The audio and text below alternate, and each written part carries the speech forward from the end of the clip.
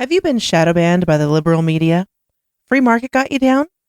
Do you get ratioed on every Twitter post because of your shit takes on literally everything? Then producer Dave and HK are probably watching your 3-hour dissertation on how a tomato cannot possibly be a fruit because gender and critical race theory can be cured with ivermectin. The Intellectual Dollar Tree, every Wednesday at 7 p.m. Pacific. Please leave it a 1-star review on iTunes. Check out the rest of our schedule at echoplexmedia.com. All the things are bad. There are no good things.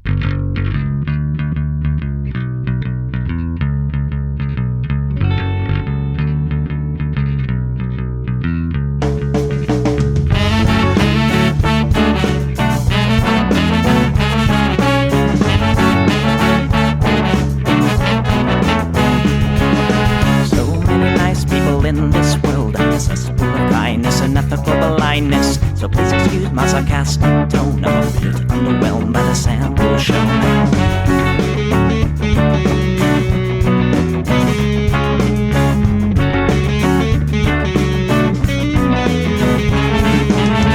Mr. Bistro fraternity guy, you got my asshole bloodshot eyes. Get drunk and fight every night. Idolize Bradley, belittle women's rights. Homophobic, racist, and don't give a fucking hey. Do you think you can drive a bigger truck? So wear your baseball cap to decide to let everyone know that you're a nice guy. So cool, we're so impressed. Lots of chicks and a barrel chest. Cause you're a real man. Punch for punch, gonna piss in your face while you're passed out drunk. I'm a nice guy, you're a nice guy. He's a nice guy, but all of you are assholes. I'm a nice guy, you're a nice guy. She's a nice guy, but all of you are assholes. Nice guys rule the planet. I just can't understand it. Conquer divine by deception and lies. Social Darwinism and an overdose of pride. Fuck off, jerk off. I don't wanna hear it. Fuck off, jerk off. Read into the lyrics, cause everybody gets their just desserts. As long as you remember that nice guys finish first.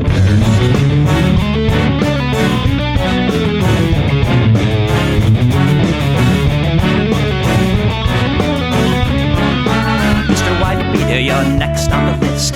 Such a nice guy who speaks through his fists. Prick with a penchant for messing with heads. A broken nose for dinner and breakfast in bed. Alcoholic, paranoid, and suicidal too. But you'll probably kill her before she gets away from you. She rolls in a pool, letting her cry.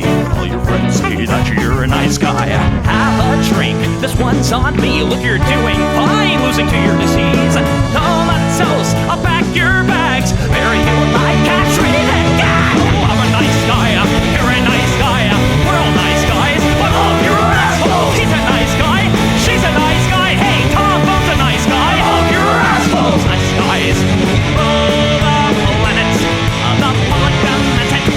Put a body by deception and lies. Social Darwinism and an overdose of pride. Fuck off, jerk off. I don't wanna hear it. Fuck off, jerk off. Read into the lyrics. So let the bloody spill quench your thirst. As long as you remember that nice guys finish first.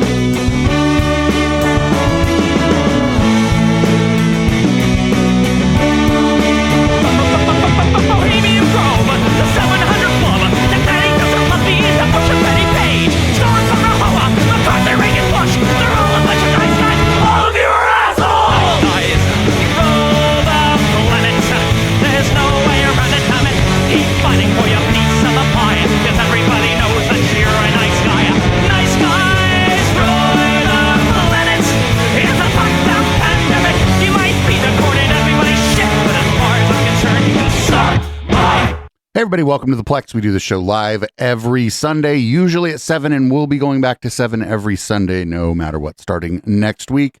Assuming nothing goes wrong with the upcoming move, the first show out of the new space will be the Sunday show, obviously with a bit of a stripped down setup, but I do believe I can get everything set up and get that docket ready to go. Mostly because all of you help in Discord. Shout out to those who help in my Discord. That's discord.me/echoplex. And if you're out there in podcast land listening audio only, head on over to echoplexmedia.com/support. bunch of different ways to support the project there. You can support with monthly donations via Patreon or via eplex.store, powered by Fourth Wall. Big shout out to Fourth Wall. They've helped us monetize here in ways that we never thought possible. Anyway, I'm producer Dave. For now, you can find me on your grinder grid in South San Jose, California, and this is what the people want. I don't hate the cops. There's a person inside when the truncheon stops. Oh, don't hate the cops. Oh, when the raiders come, who will protect the shops? Don't hate the cops.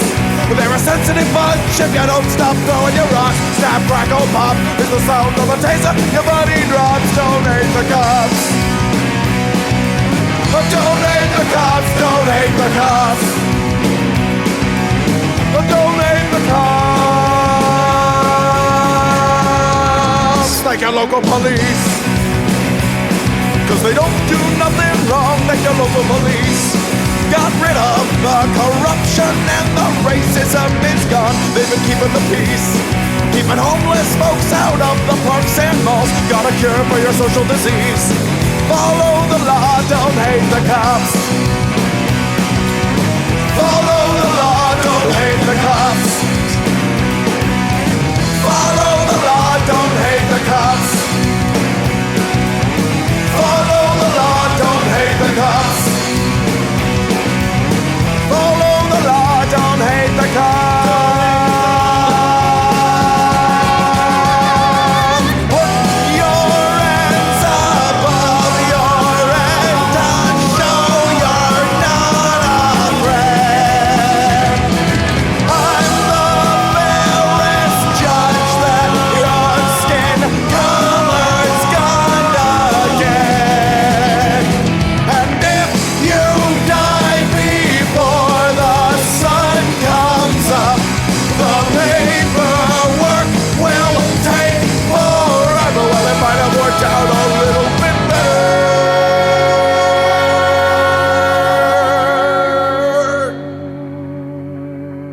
if you didn't hate the cops. 'Cause they don't do nothing wrong. Don't hate the cops. You can't blame them for just doing their job. Don't hate the cops. Well, you gotta wonder how much would it cost for you to be shot at and stabbed at by maniacs and drunks. Don't hate the cops. Don't hate the cops. Don't hate the cops. Don't hate the cops. Don't hate the cops. Don't hate the cops. Don't hate the cops. Don't hate the cops. Don't hate the cops.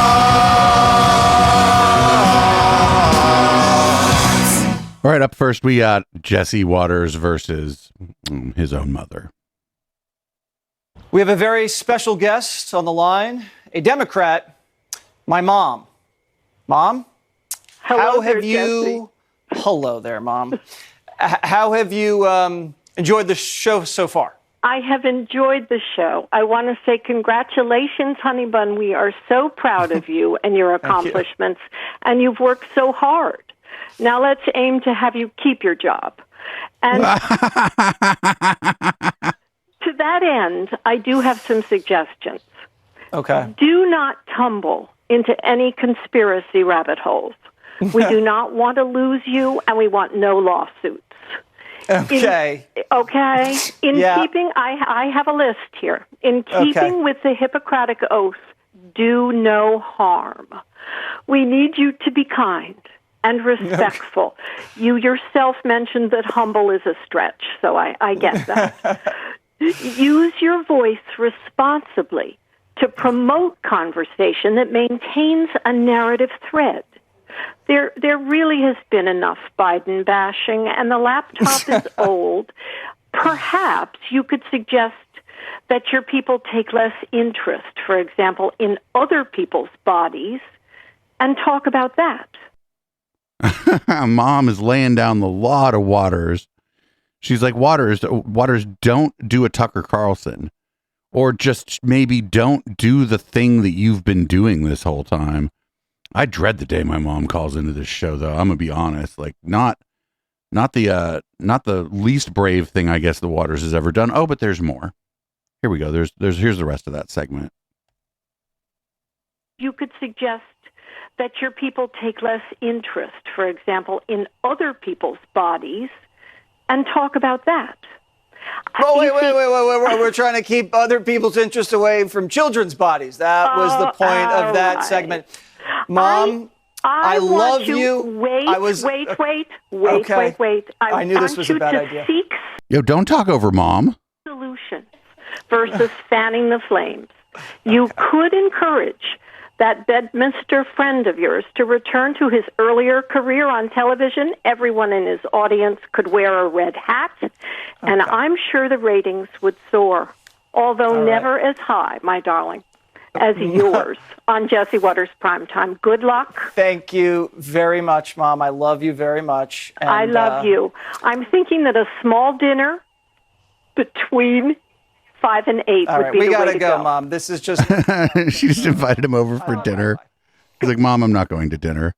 Fucking great television. Have Waters' mom call in every night. Fuck it. She could be like, Jesse, what are you doing? Jesse, again? Do we really have to do this again? So up next, this one's a little bit longer, but we did have a bit of a slow news week, so I do have a couple longer segments, longer clips that we're going to cover. We may not watch the whole thing, but this is Jem Acosta versus Representative Tim, what is that, Burchett? He's a Republican from Tennessee. And they're going to talk about the Trump document scandal. Should go great. Attempts to overturn the 2020 election. Earlier today on CNN, Trump's former vice president and 2024 political rival, Mike Pence, downplayed that kind of rhetoric. I have more confidence in the American people than that. I hear my former running mate's frustration in his voice, but I'm sure the American people will respond in our movement in a way that will express, as they have every right to, under the First Amendment, to express concerns that they have about what they perceive to be unequal treatment of the law. But I'm not concerned about it. Tennessee Republican Congressman Tim Burchett joins us now. That's a nice tie. Great to see you. Thanks so much for joining us. We appreciate it. If Trump is charged, convicted, sentenced to jail, what do you think might happen? I don't think there'll be riots. I think you'll have limited dissatisfaction with it, but I honestly don't see it. I think this country is, and I know the conservative movement is just really tired of burning the country down and seeing it burn down all over. That's right. They can't talk about any protest without fucking being like, they burned the whole country down in 2020. Your house, it's not even there. For that with Black Lives Matters and then everything else, I just don't think it's going to happen. I think it's clickbait, and I think the American public knows better. You think Trump should be making threats like that, saying it would be very dangerous if he ends up in jail? Of course not. That's just Trump being Trump, though. He's got that New York bravado, and New York bravado. I guess you could make a career out of saying things you wish that he hadn't said, but it's just the reality of where we're at. And every time he says it, his numbers. People in New York City hate Donald Trump. It's not the way it is for me. I'll tell you that. If I was, East Tennessee better than most, my numbers would be declining right now. Yeah, but why aren't more Republicans calling him out and saying, don't do that? I mean, the last time he was whipping things up like this, we had an attack on the Capitol. Shouldn't he just knock it off? Yeah, I'd think that'd be the best. Well, this guy's actually coming off fairly reasonable. That's not Trump, and you know it, and I know it. If he was quiet about it all, we wouldn't be talking about it, and his numbers wouldn't be going up again. And so it's just him being him. I wish the heck he wouldn't do it, and I wish when he said it, people wouldn't publicize it. So, but I didn't hear him say it. I don't know what context it was in. I didn't hear it. I didn't hear him say it. I didn't know what context it was in. And honestly, I would have probably chosen my words a little different. And as you know, we're expecting an indictment in this case any time now. That will be Trump's third. After the last one in the classified documents investigation, you called for the Justice Department to be defunded. Do you still feel that way? Yeah. Don't we need a Justice Department? I think at certain levels we do, but I think what's happened, Jim, is, as you've seen, I mean, the Steele dossier, for instance, it wasn't documented or anything, and now But the Justice Department didn't have anything to do with the Steele dossier. We have these latest reports coming out showing over $10 million in payout bribery, if you will, to Hunter Biden and another Biden, and those two are technically not documented, but yet nobody seems to pay those any attention. But Trump was impeached. Technically not documented. Does that mean you have no evidence for the claim? Is that what technically not documented means? I just I think the Justice Department is kind of a pick and choose right now, but prosecutors always pick and choose who to prosecute. That's why when you see the in oversight committee, when most of the Democrats, instead of reviewing what was going on before you, those gentlemen that came forward, the whistleblowers, very bravely came forward. That's why which whistleblowers? I remember when they kept saying they had all these whistleblowers, and then all of a sudden, no, that the whistleblower, she goes to another school. You can't meet her. You're never going to meet her. Weren't attacking them because Canada their credentials were impeccable, and they knew at least one of them was a Democrat. So, and that's why they chose to direct their distaste towards Trump, because it's good for the base. Like, does this guy think Congress and the DOJ are the same thing? It sells. Congress isn't the one filing charges against the former president. It's the Department of Justice. And it looks like some state officials in fucking Georgia might do so as well. Frankly, it doesn't do much for me. And in your view, has Trump done anything wrong in either the classified documents case or his attempts to overturn the 2020 election? Of course, I'm not a legal expert. I'm definitely not a lawyer. But from what I've seen, I mean, the circumstantial evidence, it's just that, circumstantial evidence. People get convicted on circumstantial evidence all the time. Again, the Steele dossier, unproven document, yet it was run. It was clearly But the Steele dossier wasn't a fucking, it wasn't ever in court as evidence against anything. The Steele dossier was Oppo research. Politically motivated, and it was proven, and now we have informants coming forward telling us that these things that they accused Trump of are things that the Biden family was obviously guilty of, and now we're trying to find out if they even paid taxes circumstantial on evidence. Millions. Yeah, but in the documents case, it isn't circumstantial evidence that he had the documents. The circumstances were that he had the documents. The documents back, and he refused to return the documents. I'm sorry. Yeah, no, he's admitted correct it. There, you're correct there. I apologize there. No, I thought you and were he did try to overturn the election on January 6th. Yeah, absolutely, he should. Yeah, absolutely. I actually, I had discussions with leadership and others, and I've called for a different scenario for those type of documents. I don't think that they should ever leave the hands of the bureaucrats. I think they ought to be assigned to somebody, and then when they're finished reading them, as with me, when I go into the SCIF, I'm assigned a person. And, it's like I say, it's James Bond. You take your cell phone off, you take your Fitbit. I don't carry a Fitbit, but anything else. Does anybody carry a Fitbit? Like what electronic device? You a few years behind. And you have to leave it outside.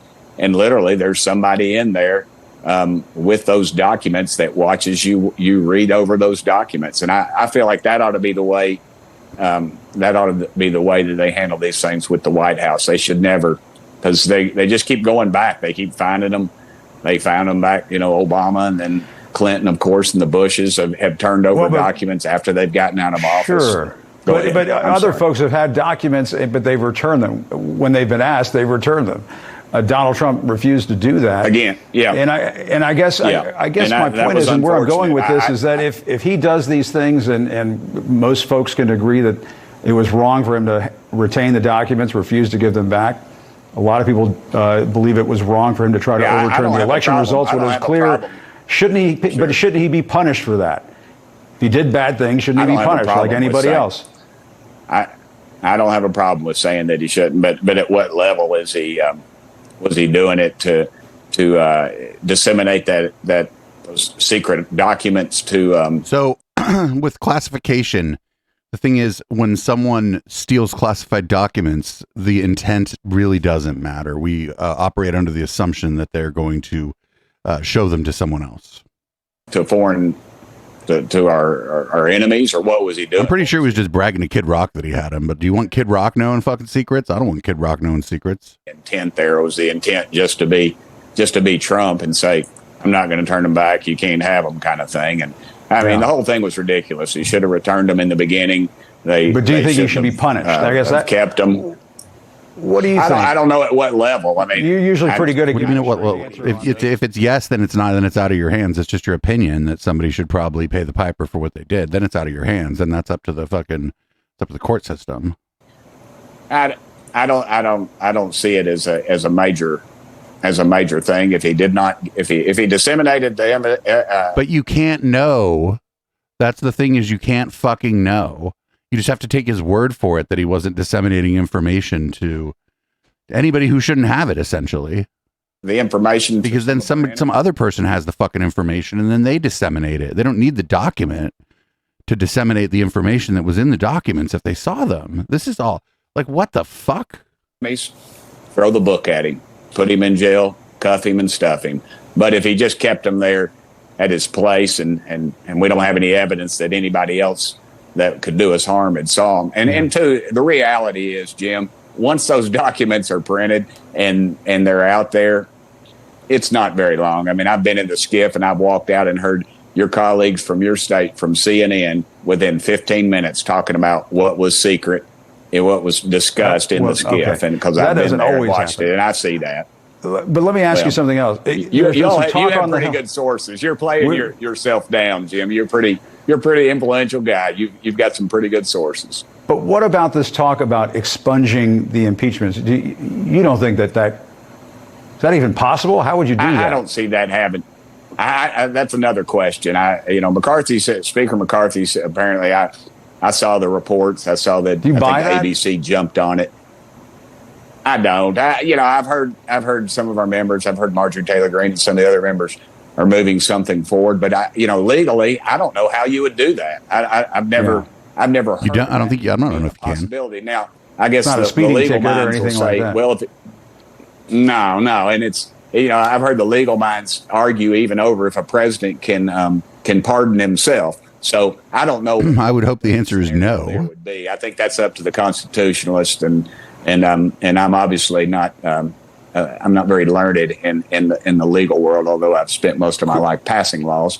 Yeah, a lot of times I have to ask the lawyers exactly what's going on with that. So go ahead. I'm sorry. Quick final question. I want to talk about a hearing that the House Foreign Affairs Committee is holding this week about the existence of UFOs, or as they're now called UAPs. Yes. I don't know why we renamed it, but now they're UAPs, unidentified aerial phenomenon.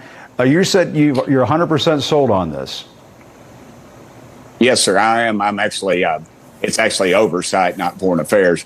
But sorry to correct you. I know that's the wrong thing to do. But no. But it's the 26th, this Wednesday at 10 o'clock, and we're having a full hearing. We've got 3 expert witnesses. So the reason they got changed from a UFO, unidentified flying object, to unidentified aerial phenomena is that it's more accurate, because we don't know if these phenomena are objects or if they're light or hallucinations or if equipment's malfunctioning. That's why UAP is a better term for it. But I want to talk a little bit about that old Tim Burchett here. Tim Burchett seems kind of reasonable. If only he had a backbone. If only he had a little more courage. I probably disagree with almost all his politics, but he was kind of dancing around saying the right thing, but he just couldn't do it. He just didn't have the backbone to say the right thing there.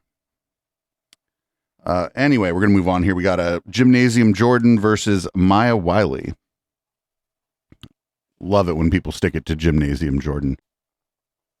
Point of order, Mr. Chairman. The Democrat beforehand got an extra minute. Her sentence. Trying to be generous. Finish her sentence. To be generous, even when the response is that the government determines the truth. I would like for her to be able to finish her sentence, Mr. Chairman, then I will yield back. Okay, Ms. Wiley, you can finish your sentence. Thank you. I'm not sure I remember the sentence, but thank you. Okay. I just think the point was, it was... I do. You were saying the government should be the arbiter of what's truth. Can you please not put words into the mouth of the witness and let her respond? The chair now recognizes the gentlelady from New York, the gentlelady from California, love how you follow the rules, Mr. Chairman. It's really indicative of what a kangaroo court this is and what a circus it is. By the chair. It's censorship by the chair. Oh, Lord. Thank you, Mr. Chairman. Yeah, I mean, that's not wrong. If you fucking are asking somebody a question and you just use your position to talk over them so they can't answer the question, that is, I mean, I don't know if it's censorship, but you're certainly not letting them answer the question. And I don't know, if you think you got somebody or whatever, like if you're like, oh, I got him, well, let him answer the fucking question.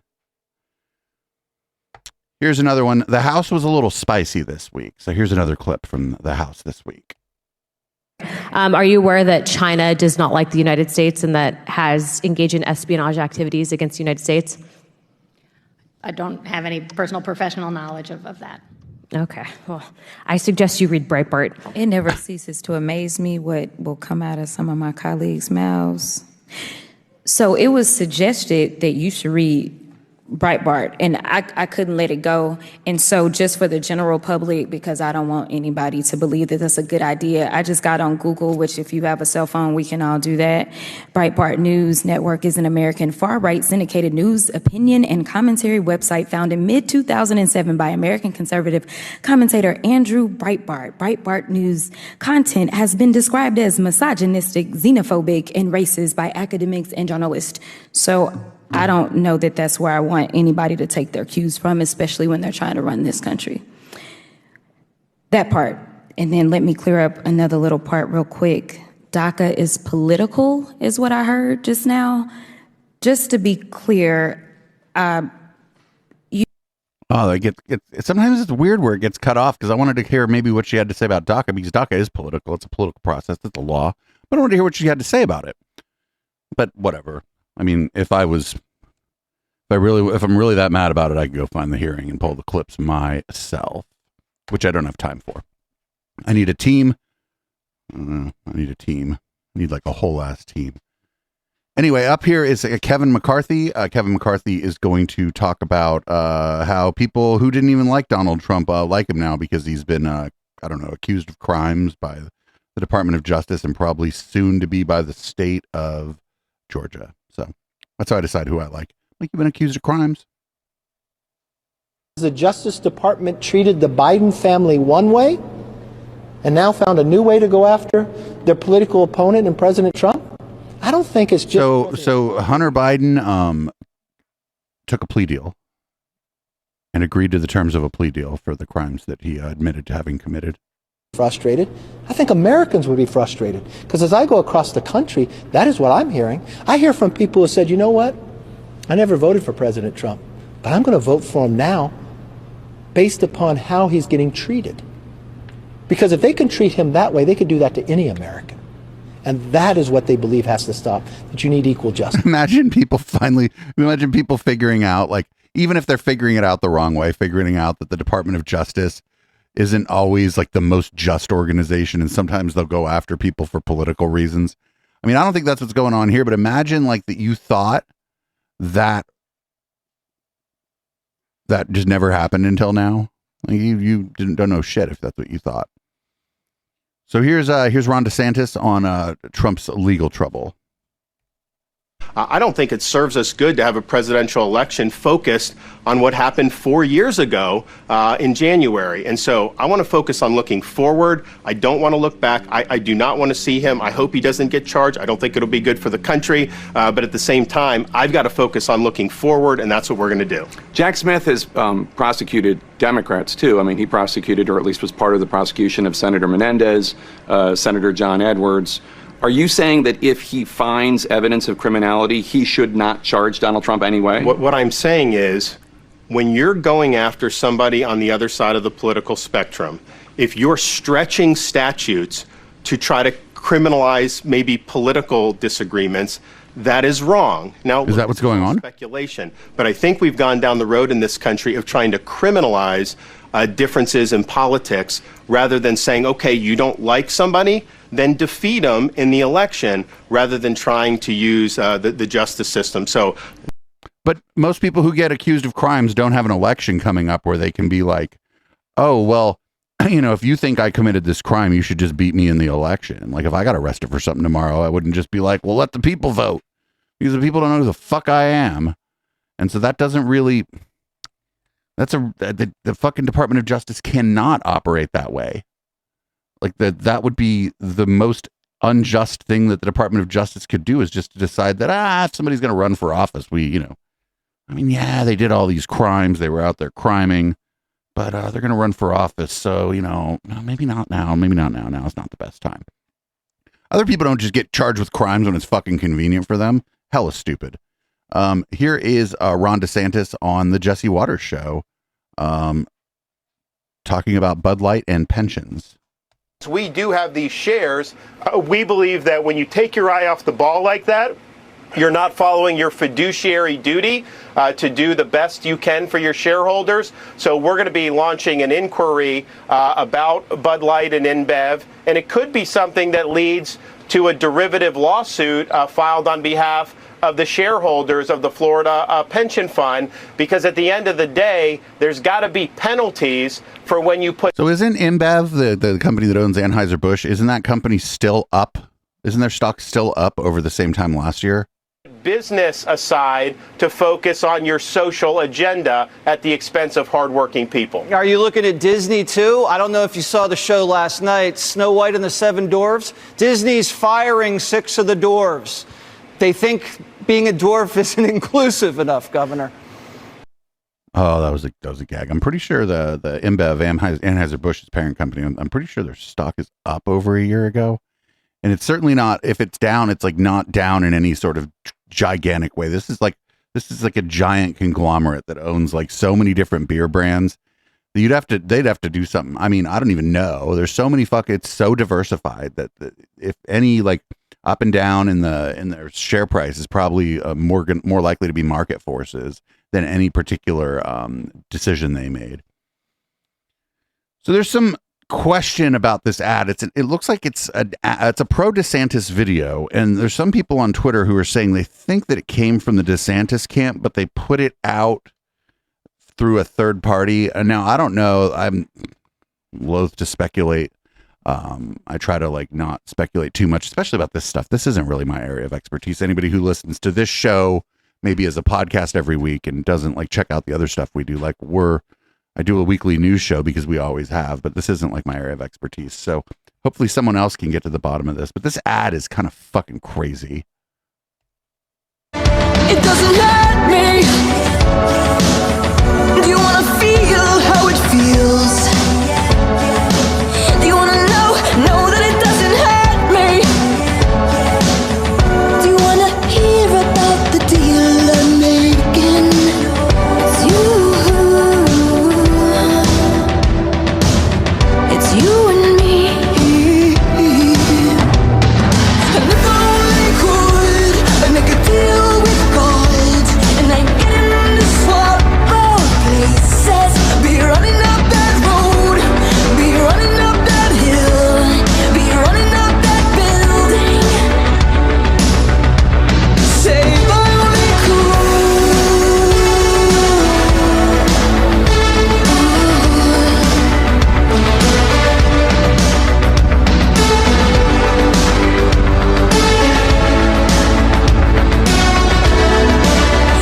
Whoa.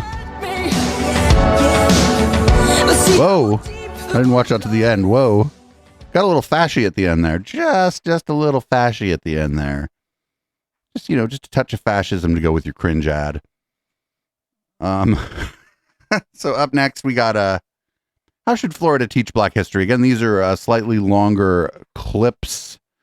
We got one that's 9 minutes, and then the next one is 7 minutes. We may not run the whole thing, but we'll see here. Good Sunday morning. I'm Glenna Milberg. As we come on the air today, the backlash against and the defense of Florida's new standards for African American history curriculum has gone nationwide. The Board of Education signed off this week on new lesson plans months in the making, specifically to align classroom instruction with the new state laws that reframe how to teach about race and about sex and gender identity as well. Critics are slamming that curriculum for avoiding horrific and painful experiences of enslaved people. And in one particular line that has headlined much of the outcry, seems to suggest that learning new labor skills was a benefit to them. That is listed in the middle school section. Quoting here, instruction includes how slaves developed skills, which in some instances could be applied for their personal benefit, unquote. I mean, you can't cry, right? So you got to laugh at this shit. The political divide marking Florida's year of culture war climate. Vice President Kamala Harris in Jacksonville this week unleashed. Just yesterday in the state of Florida, they decided middle school students will be taught that enslaved people benefited from slavery. They insult us in an attempt to gaslight us, and we will not stand for it. Governor Ron DeSantis in full defense of the new standards as thorough and factual. It's thorough. Education Commissioner Manny Diaz called it comprehensive and complete, the good, the bad, and the ugly of African American history. And what we should be striving to do is provide our students with all of this information and let them formulate their own opinions. That is what true learning is. And I know when the bill was passed. This is wild. What's this guy saying? I thought we had kind of thought we'd been like, oh, the slavery thing. Actually bad. Nope, we got to let the Floridian students make up their own minds. And we're also going to be like, oh, it was like on the job training, but also they whooped that ass. Like, well, no. Comments about what can be taught, what not be taught. I think that these standards, anybody who wants to look at them can clearly see that it answers that question. That is a in-depth coverage of African American history. At that board meeting, the department's chancellor for K-12 public schools, who is an African American man, presented the work of the task force he led that wrote the new standards and backhanded critics, including teachers' unions and the media. There were questions, there were trepidation. People weren't sure, are we really going to be able to write African American history standards? And our teams made it very clear that, as the commissioner said, we had to write factual, objective African American history standards. The commissioner said it covers the good, the bad, the ugly. We want to provide all of the information to our students. So for the folks in the media and in the teachers union who are watching, we want you to please pay close attention because you've been peddling really a false narrative. We invited the Education Commissioner to join us today, and we invited the one African American member of Florida's Board of Education that approved the standards this week unanimously. Neither of them responded to those invitations. So today we bring back the This Week in South Florida Roundtable, the insightful, diverse voices of South Florida right here at the table. Mark Caputo is national political reporter at The Messenger, a new nationwide publication. Nancy Ankrum is the veteran editorial page editor at the Miami Herald. Stephen Hunter Johnson is an attorney, a partner at Lydecker, and a member of 100 Black Men of South Florida and the Miami-Dade Black Affairs Advisory Board. Ed Pozzuoli has chaired Broward's Republican Party and is CEO of the Tripp Scott Law Firm. Great to have you. Great to have you back. I've missed you so much. Wonderful to be back. Wonderful. And what a topic to go over right now. Couldn't be better. How many lawyers are there? Stephen Johnson, first question goes to you. I just want to set this up here. This did not come in a vacuum this week. This was a new law. This was a governor who replaced not replaced, but appointed the task force members. Mm-hmm. This was something we saw coming. Is what you see in those standards what you expected? What I expected, absolutely, because I think I said February 1st of this year that our governor was using attacks on African American history for political purposes, and that was racist then, it's racist now. Let me explain. The changes that were made to add nuance to the idea of slavery as it was experienced in America. It was done in a way that we would never, absolutely never even consider in teaching the Holocaust. Yet, we are approaching slavery as though it was something that we have to both sides. We can't both sides slavery. There's no upside to it. It was inhumane, it was a travesty, it is a blemish on the country, and for anyone to try to show the other side or the benefits or spin it in a positive way, it is an affront not only to the Black community, but to all Americans. Nancy, do you see it that way? Do you see it? We're looking at not only aligned, but we're looking at the whole standards. It's pretty comprehensive, and I will say there was a lot of concern because of the anti-CRT backlash in Florida that there would not be components that include the structural racism that really still exists in many components of our society, and there is some of that there. There is. I'm more concerned by the both side-ism of it, as Stephen said, which is... Oh, one of these white guys on the other side of the table going to both sides it? I bet they are. Good benefits for this country. Well, you know, there were economically, but at what cost? And it's that context that cannot get lost. If we're truly talking about American history, straight up American history, the attempt to soften, to homogenize slavery you see that as a trying to, it's a sugarcoating. Sure. It's not a Florida thing. As a matter of fact, Florida is late to the game. If you do some reading and some backgrounding, you find that this is happening in schools across the country more quietly. Blacks were immigrants. These textbooks are out there referring to the Civil War as the war between the states. You know, that was going to be one of my questions. Ed, I know you actually have your fingers in the education process in many ways in parts of your life. What do other states do? I don't remember how I learned and when I learned. I really don't. What do other states do? Is this an outlier? There are some states who take the position that it's a war between the states, and that's how it's approached. There are others who take a more, what I would say, a more realistic view that there's no excuse for slavery. I agree with Stephen in this respect that there's no excuse, but it should be taught in its good and bad and ugly, to quote Commissioner Diaz. The issue but the issue on this piece is you took what was the good part? Of a 215-page document, and you are now blowing it up. That's not political. I would say it is political, but hang on. But it's a political document. It's coming from the government. Education is political. Like, what the fuck? Well, let me just answer that, and I'll promise I'll get right back to you. I'm going to say maybe it is political, maybe not, but it's also the way the media works. The media echo chamber, in many ways, takes something and runs with it, especially when it's so controversial and so layered. Go ahead. Yeah, and where? So my question and I would ask Stephen and Nancy particularly, but I'd offer it to the group. Hey, where was the outrage when middle school student test scores came out, 5 months ago, and they were dismal? Where was the outrage in Baltimore when half the students in high school were 5 grades below reading level? Where was oh God, this guy started off so good. He's like, oh yeah, I actually kind of agree with this guy over here. The good, the bad, and the ugly. Not much good, is mostly bad and ugly. And now he's like, what about Baltimore? Just say the N-word, dude. Where was the outrage in Chicago when a substantial number of minority students there were not making the grade? Where was that? Where was that getting back kids into school in COVID that impacted disproportionately minority students? The folks who are complaining about this today are the same ones who said, no, let's keep our kids out because they sided with the unions. Okay, in this case, no, they didn't side. Well, the unions, they sided with the unions and with like the health departments of most places. I was about to say, because that was a wonderful goalpost move. Look, listen. All of that whataboutism is great, but let's put all that aside, because what about how we teach slavery in America is the topic. It is the issue.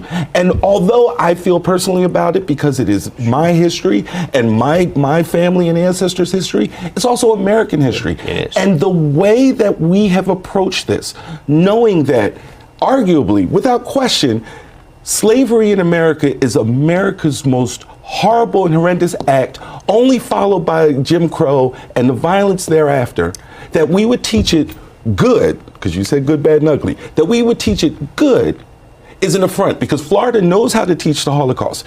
In the same 200-page document you mentioned, the new requirement for teaching the Holocaust is, it is the single greatest act of anti-Semitism known to the world. No equivocation.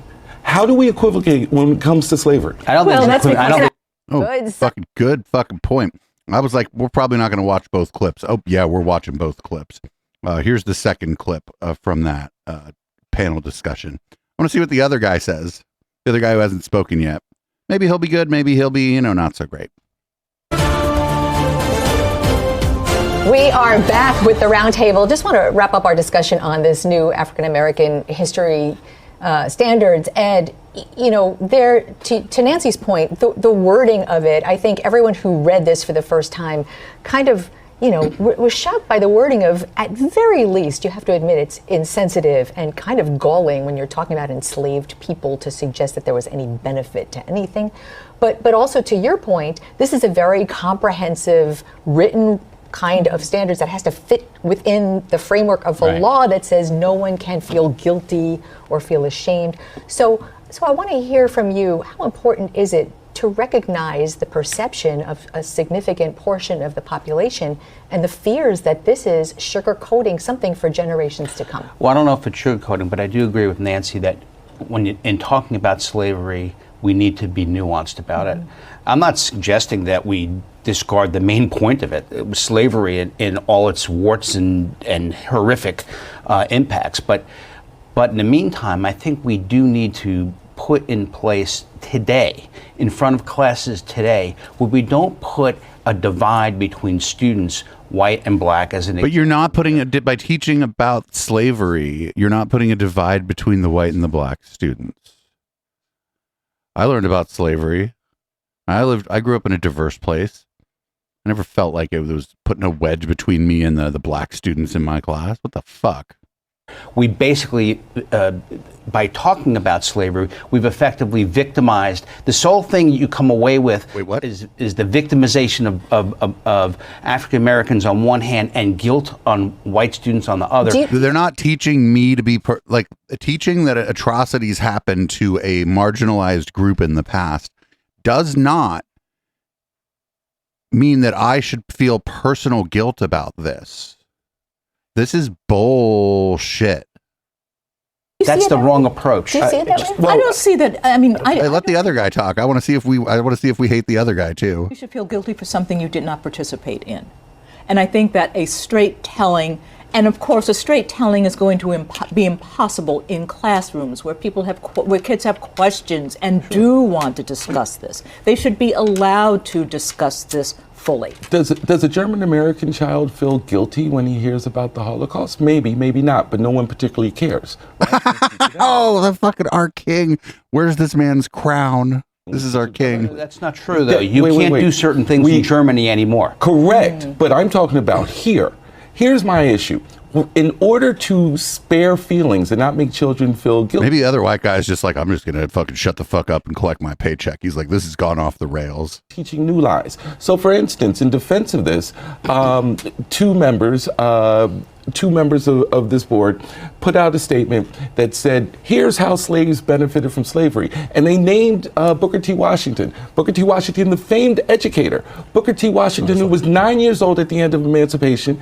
Booker T. Washington, who was illiterate coming out of slavery, was their proof that slaves gained valuable skills that they could use. He was an educator. He taught himself how to read afterwards.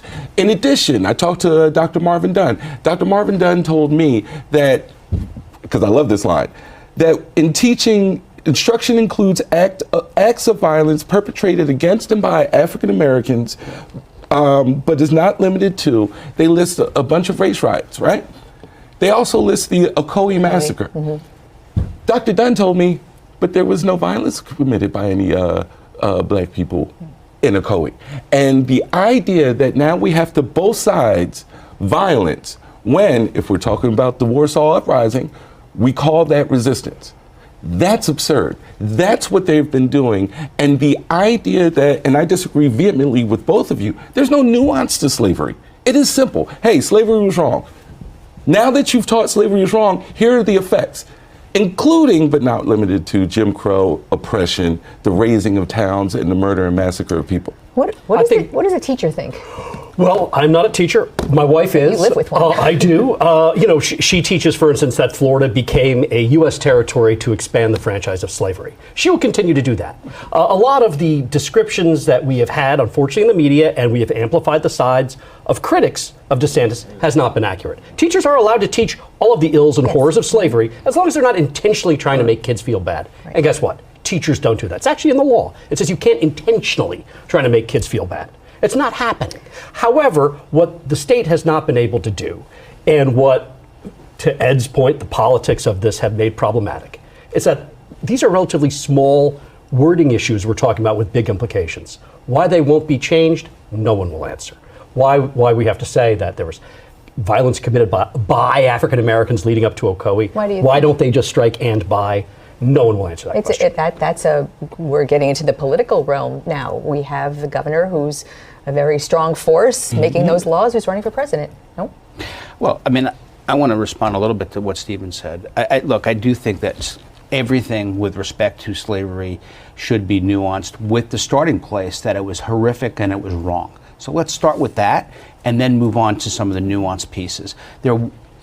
Here's the point. You have today, what's the impact on students? Because that ultimately should be the determination that No. Students actually, it depends, and it's all, age appropriate and whatever. Students should be exposed to challenging on ideas and ideas that scare them and make them feel bad and make them maybe not feel guilty personally, but feel guilty on behalf of behalf of the society that they come from. That's education. Like, what do you mean? Makes this policy go or not go, because we're not talking about how we feel, it's how the middle schooler is going to be, how it's delivered to a middle schooler. You're right, there's no limitation on a teacher in moving forward about how it's presented. The issue here is really simple. We don't want to also diminish, Stephen, the idea that every black who was enslaved was solely a victim. They were victims, absolutely. Wait, what? But on the other hand, what you have is you have people rising above and overcoming their circumstances that allowed them to... Oh, this motherfucker probably heard I Know Why the Cage Bird Sings and got the fucking wrong impression from that.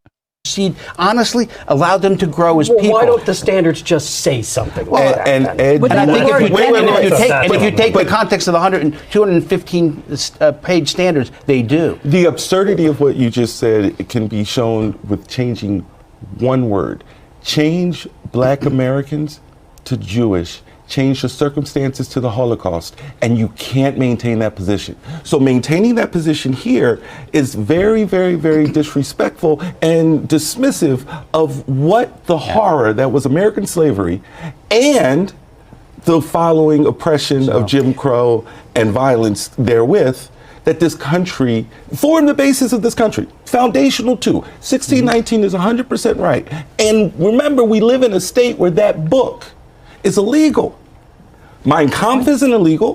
1619 Project is illegal. Listen, that's how absurd we are. 30 seconds, wrap us up. Playing the long game. It's not just about the students. It's the narrative that is carried forward in this country decades hence. Yeah. And by changing that narrative, you dismiss, you diminish, you stand to diminish this very fraught part of American history. What a beautiful way to put a big, I'm going to say, string around this topic. We have a lot more with you coming up at the end of the show, but right now we're going to take a very quick break. What a fucked up segment. Like, the host didn't do a very good job. The other white dude was fairly lackluster. I thought he was just going to shut the fuck up and be like, well, I get paid either way. Maybe I'll just sit here. Oh man, we're not going to get through all this. I'm going to skip ahead a little bit. I hope that's okay with everybody here. We got Laura Ingraham talking about RFK Jr.'s poll numbers here. And well, she dumb. Now, as to the purging step in the Radicals' playbook, they prefer doing their dirty work without any questioning or debate. That includes within the Democrat Party itself. Now, look at what they're doing to Democrat presidential candidate RFK Jr. They're not having a debate like they never have for an incumbent ever. They're going to desperate lengths, it's so pathetic, to prevent any scenario under which Joe Biden would stand on a debate stage with... This doesn't happen. When there's an incumbent president, like I can't think of a time where the party that had an incumbent president who was running for re-election had debates. With RFK Jr. The party of Israel bashers, Pramila Jayapal and Ilhan Omar, is even claiming he's anti-Semitic. What he said was respectfully requested that you what he said was very anti-Semitic. Mr. Kennedy's invitation to appear here due to his repeated and very recent statements that spread dangerous anti-Semitic and anti-Asian conspiracy theories, and his reckless rhetoric helped fuel anti-Semitic incidents. So now I'm subject to this new form of censorship, which is called targeted propaganda.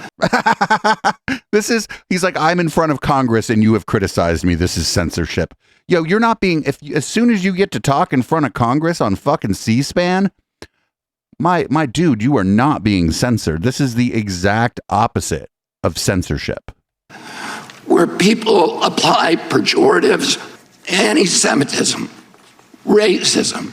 Yes. These are the most appalling, disgusting pejoratives. Well, then maybe you shouldn't fit the description as often as you do, sir. And they're applied to me yes. to silence me. Well, no, you're like the fucking just the absolute stupidity and self-aggrandizement and like fucking like the aggrievement that you bring to this when you're talking to Congress and saying I've been censored as you speak to Congress. Think about what you have the mental gymnastics you have to go through to say it, much less whether or not you fucking believe it, just to get up there and say it. House, as if on cue, pounced. The claims made on that tape is false. It is vile, and they put our fellow Americans in danger. In danger, please. Of course, criticizing RFK theories about COVID or China. Okay, you can do that. It's a debate. But he just went in front of Congress and said they can't because it's censorship. Or did you watch your own fucking clip? As an excuse to try to purge him? It's just part of the Biden protection racket, and CNN is on it. We're almost losing track of the number of statements and times they've had to come out since he's announced his bid for president. And before then, there are many people close to the Kennedy family and others who think he's simply trying to raise money. There's an audience for what he's saying in some respects from the anti-vaccine community and others, and he's trying to have a platform for all of this. But he's not really running much of a presidential campaign. Well, maybe because he gets deplatformed every 5 minutes. Of course, Zeleny is not a dumb person. He knows that if RFK wasn't polling so well, his remarks would polling so well. That's a 59 point disparity, 56 point disparity. That'd be dealt with. The Democrats would be smart if they did some self-reflection here, because RFK's popular, not just because of his views on the vaccine, he's popular because on key issues, he represents the values of the old Democrat Party. Pro-free speech, anti-war, skeptics of big business, defenders of human rights, including in China. So the question is not what's happened to Robert Kennedy Jr. The question is, what happened to the Democrat Party? But now, as to the purging step in the Radicals playbook, but wait a minute. First of all, if you're speaking in front of Congress, you're not being censored. Somebody in chat was saying that the last time was that there was presidential debates for an incumbent was LBJ, but I believe wasn't that after Kennedy had been assassinated and LBJ was put into office as the vice president. I could see under those circumstances maybe having some debates, but I don't know. It's up to the Democratic Party if they want to have debates. I would say no, but I don't know. It might be fun to watch RFK Jr. get his clock cleaned by some old man that he kept calling senile over and over again. Who knows? Who knows? Anyway, up next, we got every once in a while we get some good news around here. We got Michigan has charged 12 people in the fake elector scandal in after the 2020 election. So what happened here is that in Michigan, there was a group of people trying to send basically fake electors to the Electoral College, and the people who agreed to be those electors, I believe that's who's being charged here. I would rather it be the people who planned it, but this is America, so the shit always rolls downhill. So if anybody's being charged, it's probably just the fake electors. But here's I believe the head of the Michigan DOJ going to announce this. That was a lie. They weren't the duly elected and qualified electors, and each of the defendants knew it. They carried out these actions with the hope and belief that the electoral votes of Michigan's 2020 election would be awarded to the candidate of their choosing instead of the candidate that Michigan voters actually chose. Now, yep, good. But again, I hope they're, and we didn't get enough context from that. I hope they're charging the people who planned it, and not just the people who agreed to be the electors. But again, America, shit rolls downhill. Up next, we got Admiral John Kirby with the White House National Security Council going to talk about UFOs, UAPs. This is pretty cool because I, in fact, want to believe. Thank you. John, I want to ask you about something that's starting to gain steam here in Washington, which is UAPs. Unidentified aerial phenomena. Yes, there's I know what going that to be is. a House Oversight Committee hearing at the end of this month. Senator Schumer has put forth an amendment to the NDAA that is modeled after the JFK Assassination Records Collection Act. What level of transparency does the Biden administration believe that the American public deserves and should have as it relates to UAPs? Well, without speaking to proposed legislation, I won't do that. As you know, the Pentagon has stood up an entire organization to help collate and coordinate the reporting and analysis of sightings of UAP across the military. Before that, there wasn't really a coordinated, integrated effort to do that. And of course, we will always want to be as transparent with members of Congress and with the American people as we can, considering national security concerns. He's from the Pentagon bullshit. This used to get laughed at for quite some time, for years and What decades. gets laughed at? The idea of Congress taking this up. I mean, Gerald Ford talked about this as a congressman back in 1966, and here we are, what is that, 60 years later, give or take. Is this a legitimate issue? Does the administration believe that getting to the bottom of these sightings in the air, is it a real concern? Is it a real legitimate issue as you see it? Yeah. I mean, we wouldn't have stood up an organization at the Pentagon to analyze and try to collect and coordinate the way these sightings are reported if we didn't take it seriously. Of course we do. I mean, some of these phenomena we know have already had an impact on our training ranges. For when pilots are out trying to do training in the air and they see these things, they're not sure what they are, and it can have an impact on their ability to perfect their skills. So it already had an impact here, and we just want to better understand it. Now, we're not saying what they are or what they're not. We're saying that there's something our pilots are seeing. We're saying it has had an effect on some of our training operations, and so we want to get to the bottom of it. We want to understand it better. So, yes. Do you believe these whistleblowers that have come forward?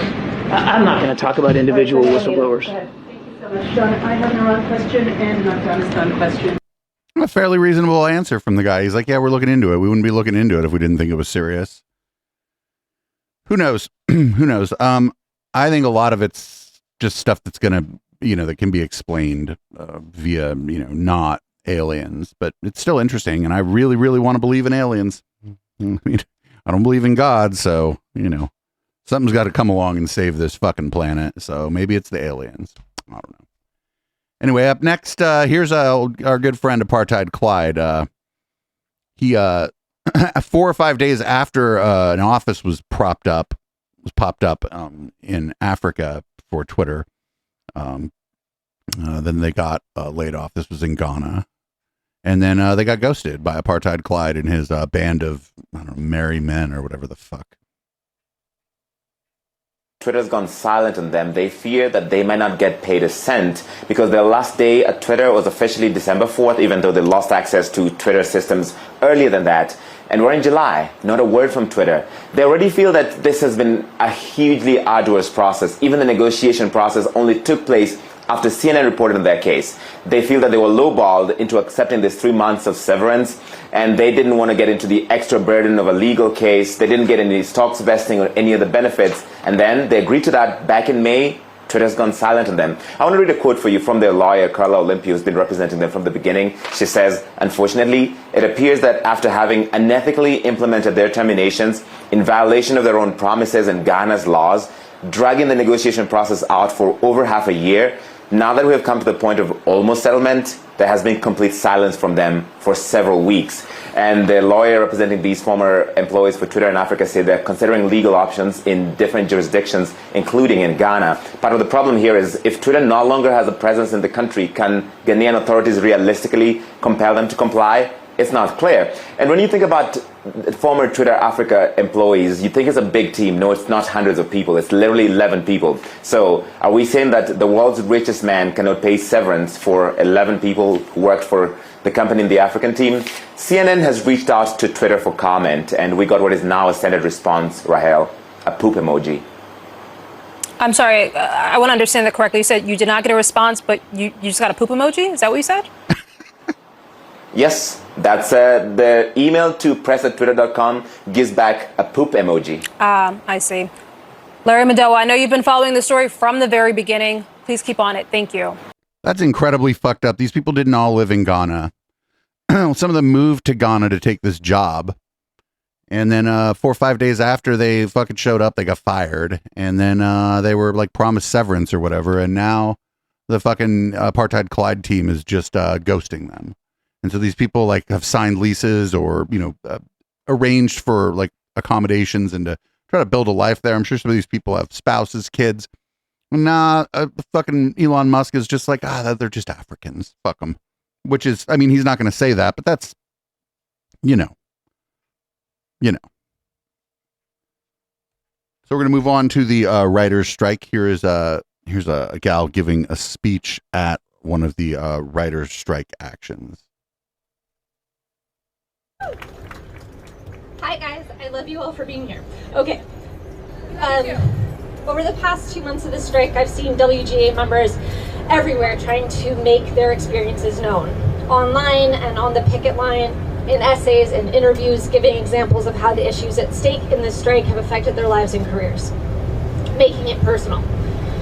It reminds me of what happened after Dobbs, how my timeline became filled with people offering their own stories of abortion, of miscarriage, reproductive trauma, IVF. I remember feeling grateful for that chorus of voices.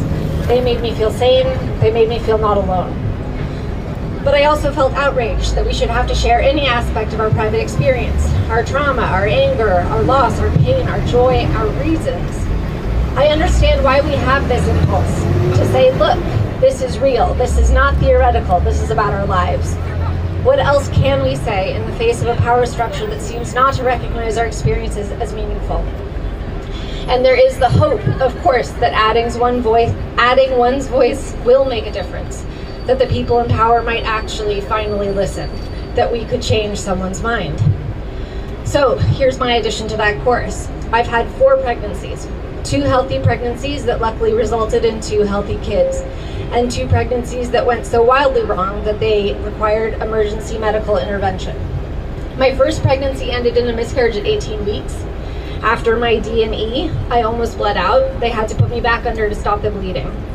My 3rd pregnancy was unplanned. I hadn't missed a period, so I hadn't taken a pregnancy test. I didn't know I was pregnant until a strange, suffocating abdominal pain sent me to the ER, where they determined that I was pregnant, just not in my uterus.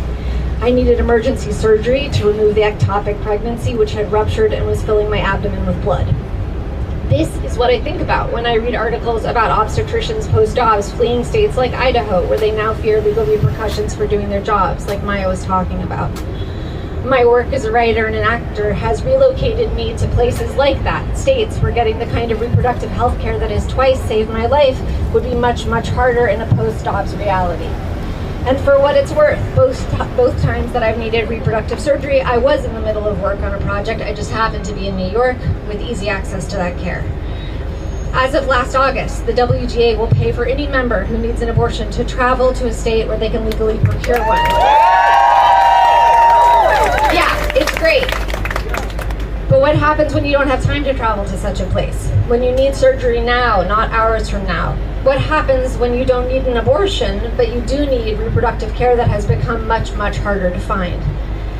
It's not just that abortion is healthcare.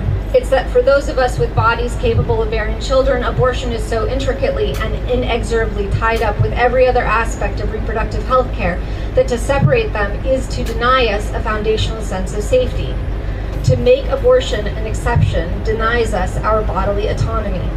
Because if our bodies, the bodies capable of bearing children, belong to us, then abortion is necessary. Beyond that, because it grants us bodily integrity, abortion is sacred. This This is like why unions are important, because unions advocate for their for their union members in ways other than just the paycheck. And a lot of people don't like understand that. Like, it's not the employer, it's not the movie studio that would send this somebody out of state to get reproductive care that they need, that maybe the state that they're in has banned or made difficult to acquire. It's the union that's doing that. And not to say that there aren't like movie studios that would. It's just that the union just does, like as a part of what they offer their members. You know, most of these movie studios are run by people who are pro-choice and would likely do that. But the knowing that you don't have to worry about it is pretty important when you're like, fucking at work. So here we go. We got a pretty cool clip here of a old lady. I'm just gonna call this "Get 'em, Grandma." This huge square is where the Nazis burned thousands and thousands and thousands of books from authors they thought were inappropriate. Not just here in Berlin, but in the entire country on one night. Books were destroyed. You know, if a country starts destroying books, that country is in trouble. Get 'em, Grandma. Grandma's right. Don't destroy books, even if you don't like the book. Just fucking don't read it. Or maybe do. Maybe pick up a book you don't like and check it out. I've picked up many that I don't like and checked them out. One of the worst ones I've ever read was Atlas Shrugged. What a piece of shit that book was, but I'm glad I read it. Here's Cocaine Don Jr. Not that cocaine is bad, just Don Jr. is bad, and he should maybe not drive the price up by buying it. He's going to talk about military readiness and pronouns. Maybe if we had competent people actually learning how to fight wars rather than learning their pronouns. If we weren't constantly talking about somehow diversity making us a stronger fighting force, even though no one can credibly tell us why, rather maybe just get stronger, get better at shooting, train to do those things rather than the PC woke bullshit, maybe that would be better off. But the people who run the military disagree with you, and they think that unit cohesion, if there's another war, is actually very important. And if you got a bunch of bigots in your unit or whatever, the fucking people they're bigoted against, they're not going to feel very cohesive as a unit. So fuck Cocaine Don Jr. And that's about it. Fuck Cocaine Don Jr. Up next, we got a good one, and this guy's been a bit of a mixed bag over the last maybe decade. This is Charles Barkley. He said some real bad shit before, and right now he's going to what he's going to say here is going to generally be pretty okay, I think. So I'm gonna buy some drinks for y'all, and I'm gonna buy Bud Light. Hey, and let me tell you something. All you rednecks or assholes who don't want to drink Bud Light, fuck y'all.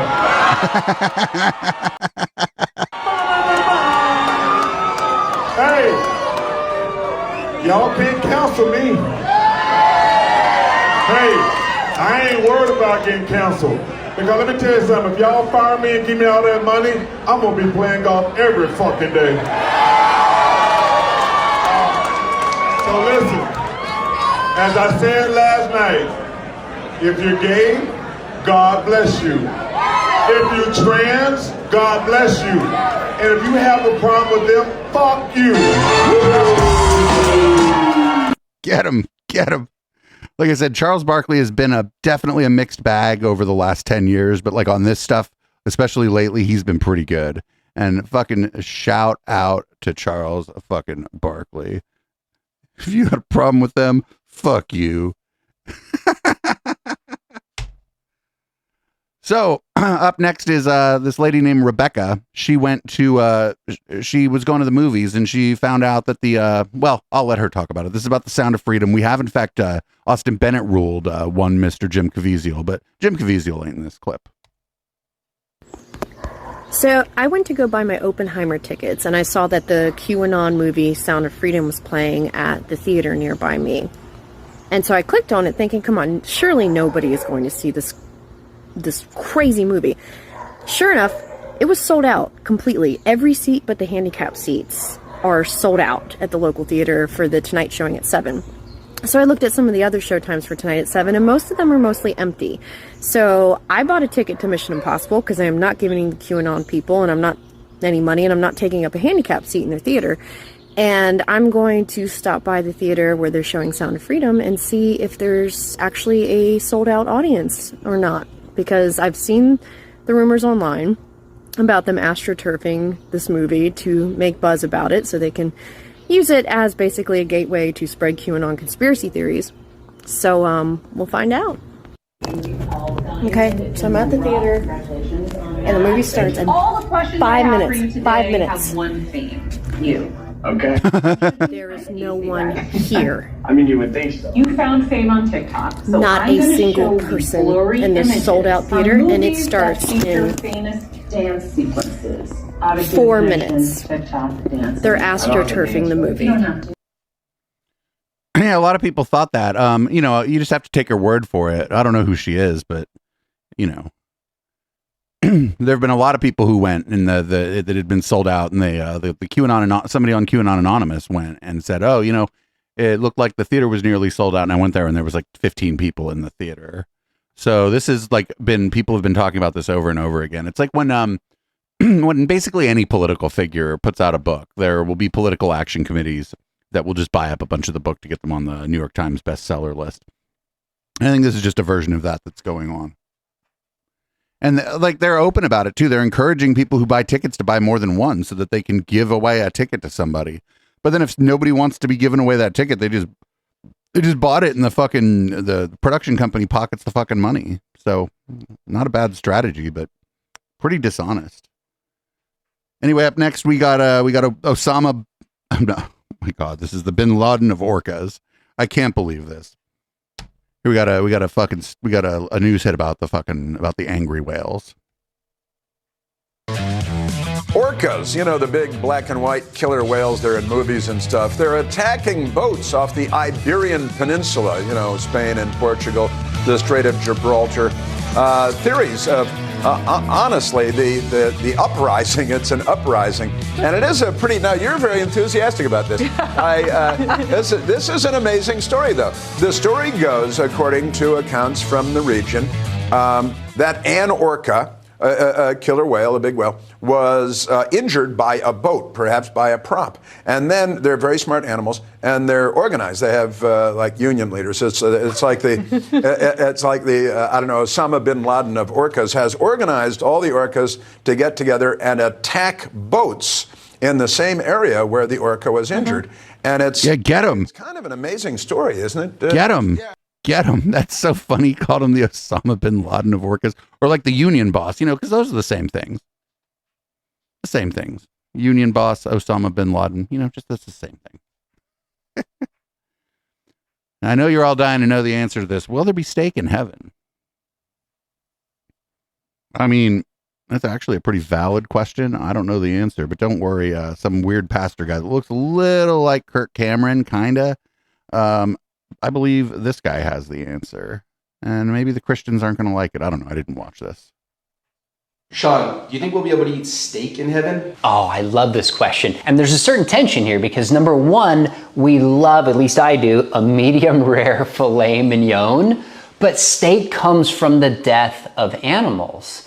So will there be animals killed in heaven? Now, theologians might differ over that, so I don't think we have to land that. But if there's not steak in heaven from the death of animals, I think God will have some steak substitute, like people are trying to create with technology today, that not only is as good, but even better. So the bottom line is, Gabe, no one's going to get to heaven and feel like, oh, I missed out. What the heck? I can't have some joy that I had on earth. It's not going to happen. Heaven is going to blow away our wildest expectations. What a dumb fucking, sure, whatever. I mean, there's going to be synthetic steak in heaven, man. They fucking hate synthetic steak, dude. That's like woke steak. You're telling them they're going to be woke steak in heaven, man. Up next, we got Just the Facts with Candace Taylor and some guest of hers. I don't know who the fuck her guest is here. Our country was founded on the Bible, and you cannot separate it because common law, which is our whole judicial system, was founded on common law. Common law came out of the Bible. So our whole Constitution is founded on the Word of God. That is facts. You cannot separate it. Oh, well, there we go. Common law isn't the law of the land, by the way. It's based on some common law ideas, but the law of the land is actually legislative law, not common law. Up next, I thought, I didn't know Jim Baker was still around, but here's a clip from the Jim Baker show. They're going to talk about race, and it's gonna be fucking great. Absolutely fantastic. They have us worried about weather, worried about social things, worried about race relations that has made up most of it. When I was on television in the early years, we had the best relationship with the black and white that I'd ever seen in America, and now it's deteriorating because they've worked this thing up. So they're stirring us. Ah, yes, the '60s known for its racial harmony against each other. Shout out to Right Wing Watch, but my God, this guy started his ministry in the '60s. The racial harmony, not what the '60s was known for. Up next, we got CRT is actually bad because it like denies you God's glory.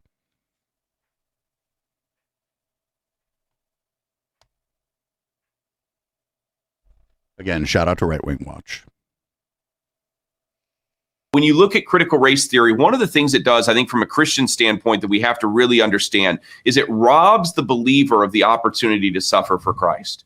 If you are promoting critical race theory, what you're saying is that all suffering or all injustice in society, all persecution in society is as a result of skin color, socioeconomic status, country of origin, amount. But not all persecution, just this particular type. Melanin in your skin or something like that. That what this does is it robs from the believer, especially the believer that is a person of color, if we're going to use these kind of arbitrary definitions, which I don't really think have a whole lot of meaning anyways. Is there another word you'd prefer, Lucas? I get the idea there's another word maybe Lucas would prefer here. Just a guess, though. From a faith standpoint, but if we're going to take on this nomenclature, I think that it's very important to recognize that this robs God of something that we're called to give him, and that is obedience in the face of suffering and persecution when we suffer for his name's sake. Whoa! Eternity, the only thing that I can give the Lord that I can't give him in eternity is suffering for the sake of Christ, suffering for the gospel. Critical race theory robs this because now the suffering is all about me. It's about my skin color. It's about my sexuality, my country of origin, my immigration status, my socioeconomic status. And this takes from God the glory that could be given to him in the face of suffering for the name of Christ and the name of Christ alone. That would be my least favorite kind of Christianity. So by teaching that human beings did horrible things to one another and continue to do it today, you've denied God the ability to do horrible things to people. Is that sort of what he said? I think he didn't say that, but that's sort of what I got. It denies the fucking ability to suffer for Christ. Fuck out of here. I'm so glad the religious people that hang around this community aren't like that. But most religious people aren't like that. Most religious people would watch that and go, shut your mouth. All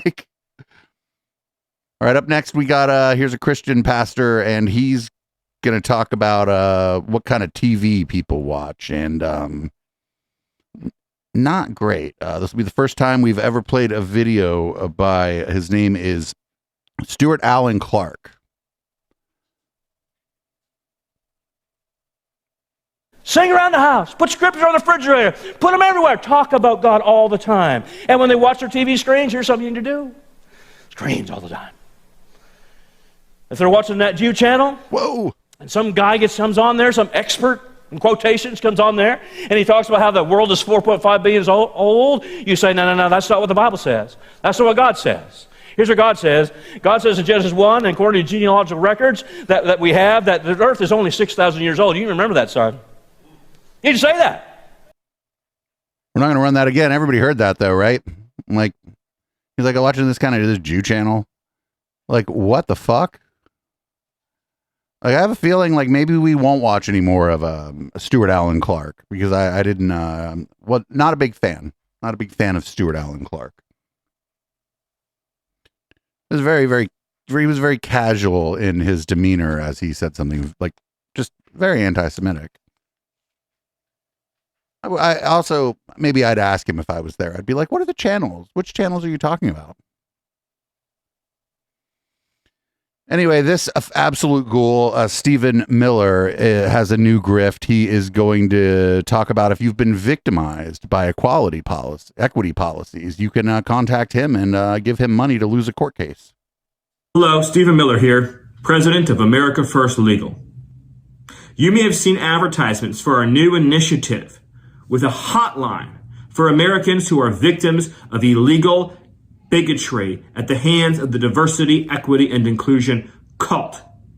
This cult has taken over corporate America. Who are the victims? One company after another has illegal diversity quotas, illegal DEI initiatives, illegal equity bigotry, targeting citizens just because of their skin color.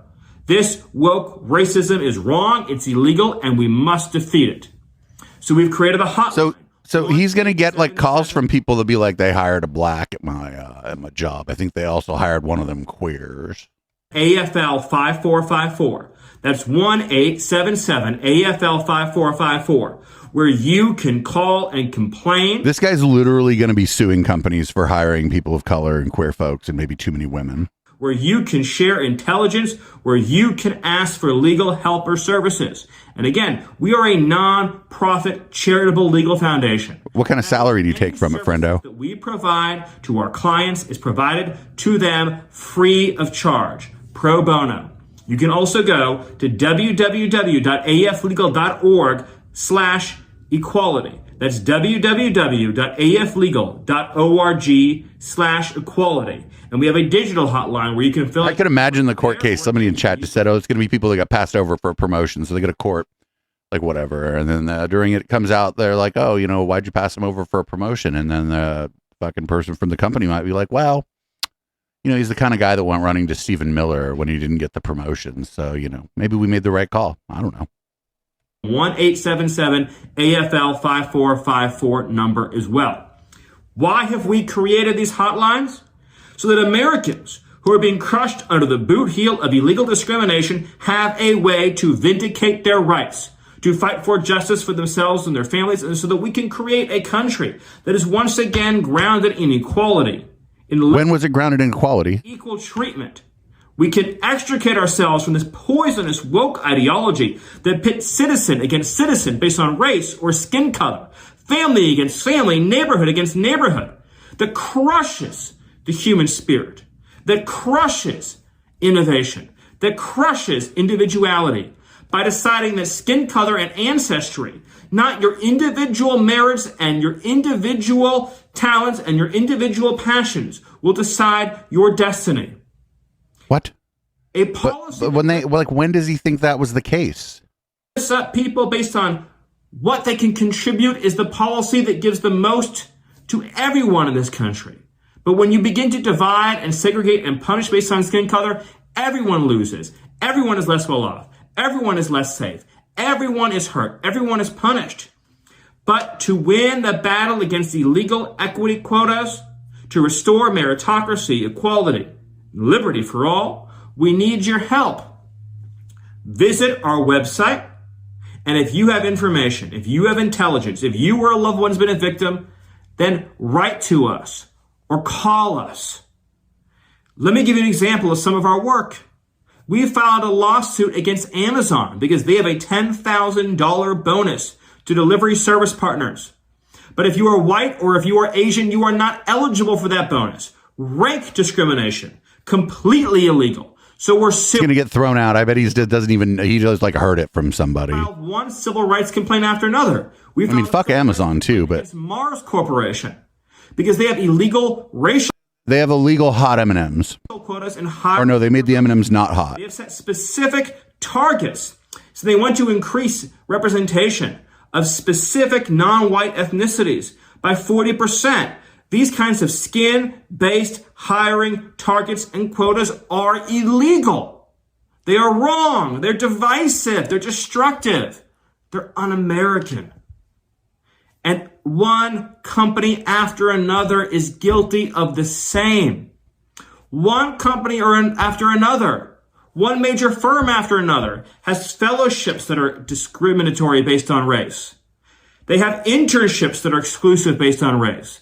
They have hiring initiatives, leadership initiatives, training initiatives, grant programs, business programs, development programs, one after another, that is discriminatory based on race. You can go to our website, you can follow us on Twitter, and you can see instance after instance and example after example of major corporations and major academic institutions violating American civil rights based on skin color. We've sued Texas A&M.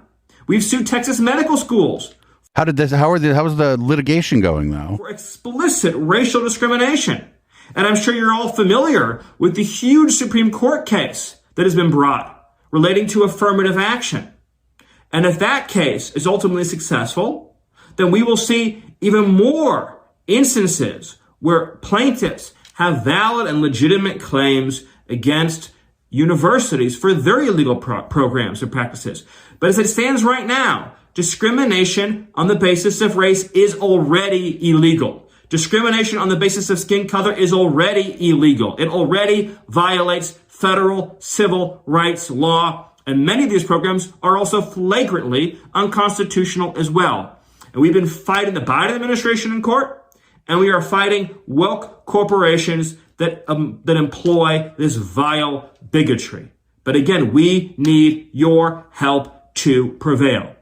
This is the part where he asks for money. This guy's not a civil rights activist. He's just fucking trying to raise money for his charity. He's not going to charge anybody for the legal fees, but he's going to try to get a bunch of dupes to give them money.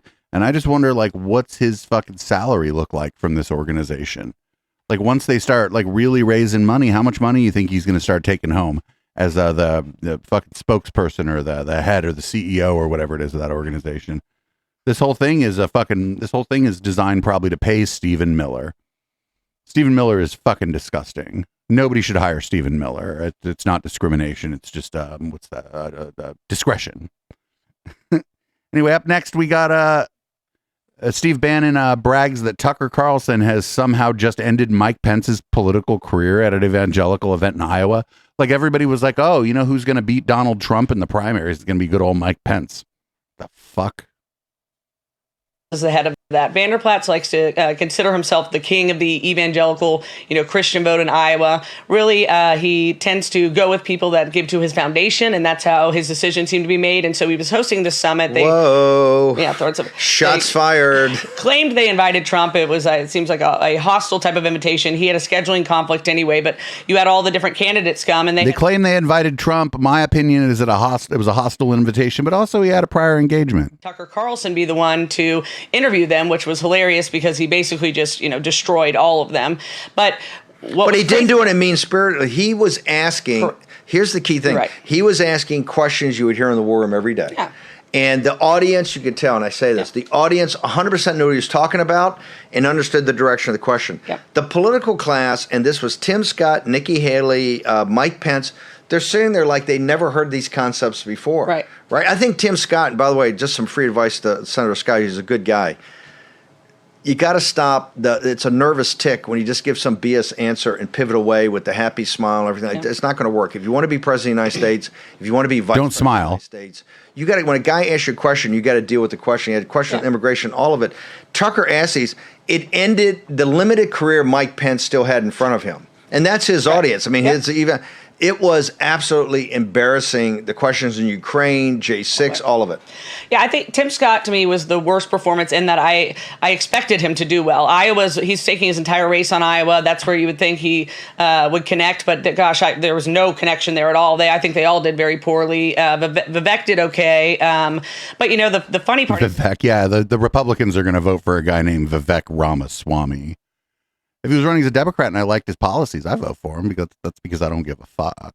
But the Republicans ain't going to vote for a dude named Vivek Ramaswamy.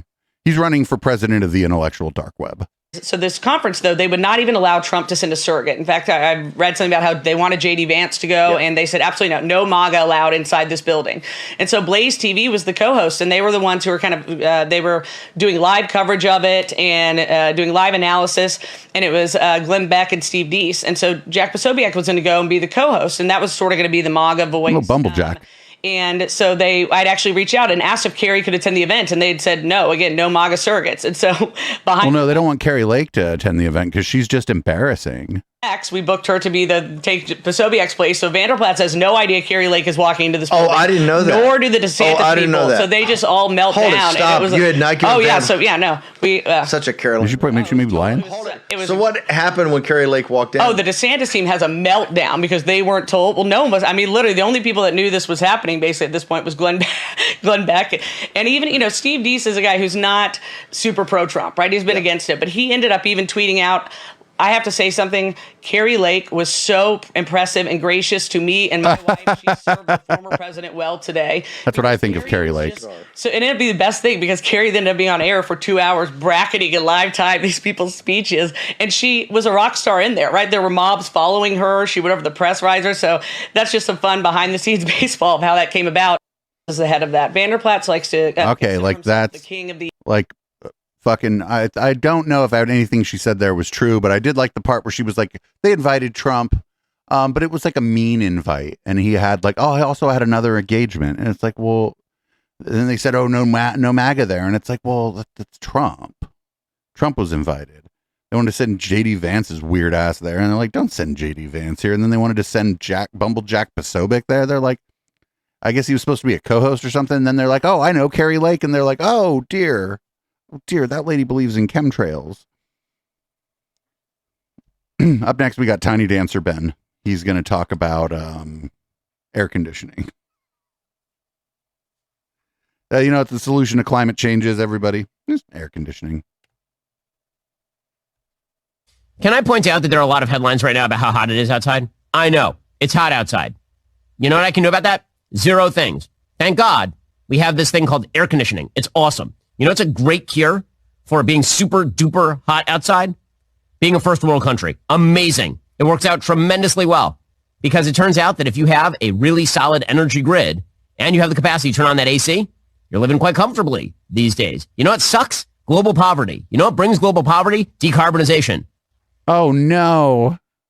Let me also point out that the media always do this routine when it's very, very hot outside. They never, ever cover it when it's cold. So it's funny. The media will say, well, it's not global warming, it's now climate change. And the reason they changed the term from global warming to climate change is because the climate, in many cases, is colder during the winters than it was before. So it's hotter during the summers and it's colder during the winters. They've called this climate weirding. But that doesn't really seem to go over all that way. So now they call it climate change, which, of course, is an incredibly vague term because the climate is always changing. However, it is worth noting at this point that all of this, folks, millions will die of the heat waves that are occurring on planet. Oh, my God. The ocean is so hot during the summer in Florida. Okay, so first of all, it is hot this summer in Florida. Also, it's hot like every summer in Florida. You've been to Florida? It's but really, the heat of the the ocean, the worldwide global ocean temperature was like nearly 70 degrees. That's never happened. And we moved anyway because air conditioning exists. Like, you can't air condition the fucking planet, Ben. And then if a bunch of people run their air conditioning, that uses more electricity, and we still burn fossil fuels to get electricity. And burning those fossil fuels is what the overwhelming consensus among scientists is causing climate change, global warming. And global warming is part of climate change. Average global temperature is up. The fact that it gets colder in the winter in some places than it used to doesn't mean that like average global temperature isn't rising. What the fuck? But Ben knows this shit, right? Ben knows this shit. It's just that he knows who he's talking to. Anyway, here's we're going to go with the Daily Wire C-Team Michael Knowles. He's going to talk about Francisco Franco. And, broadly speaking, pretty good. Morning, sexy Mike Philosopher, says SBJ Buffalo Blood. How are you? Good to see you. Sisu. Ew, that's the most disturbing part of this. Morning, sexy Mike Philosopher, says SBJ Buffalo Blood. How are you? Good to see you. Sisu, just like how they tried tying Maloney to Mussolini, the leftist media are trying to tie Vox Party to Franco's boogeyman. Yeah, except the difference here is Mussolini was a pretty bad guy. He wasn't the worst guy in the world. He wasn't Hitler, certainly. He wasn't Stalin. He wasn't Lenin. But Mussolini was, let's say, at least a mixed bag, leaning on the side of bad. Wait, Mussolini? Well, I mean, the trains ran on time. He was a bad political leader. Franco was, broadly speaking, pretty good. Given the circumstances that he was in, you've got the communists threatening to take over the entire country, and they're killing priests and raping nuns. Franco was pretty good because Franco wasn't a fascist. Franco wasn't a Nazi. Many people believe that Franco was a fascist. These things exist on a spectrum. You don't have to be as bad as Mussolini to be a fascist.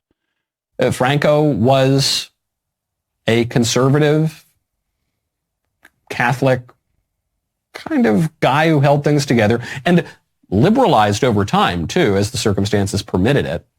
I don't know. I mean, even to, you're saying it's crazy to. Yeah, he chose to talk about this, too. That's the weird part, right? He's like, oh, let's just do a Franco stand. For the current party to Franco. But even to compare Franco to the other bad men of the 20th century, I think is a great. Yeah, then why compare anything to anything, actually? And the Maloney to Mussolini thing is completely insane, especially because Mussolini starts out as a socialist.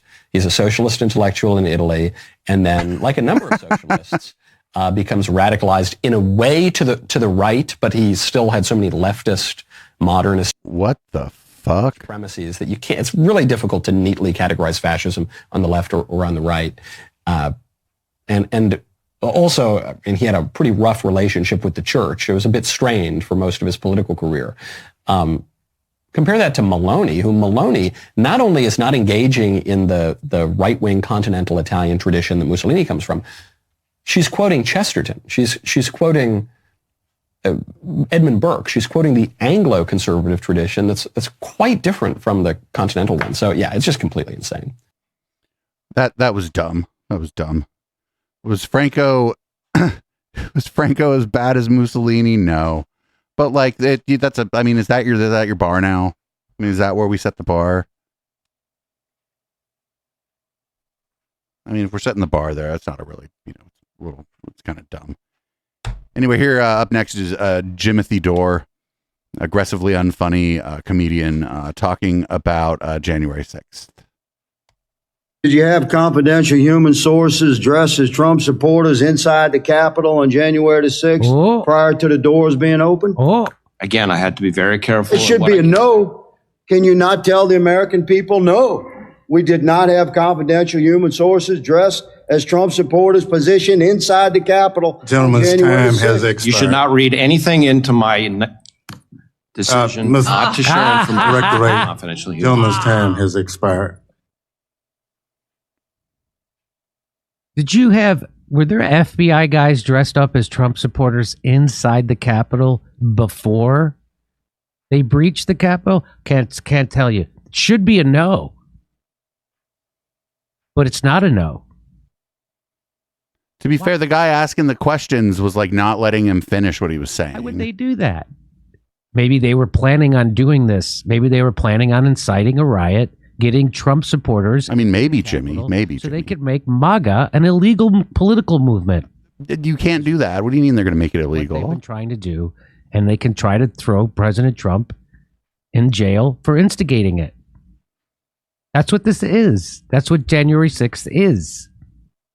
But there are other criminal actions going on with Donald Trump, and that might not be the one that takes him down, Jimothy Dore.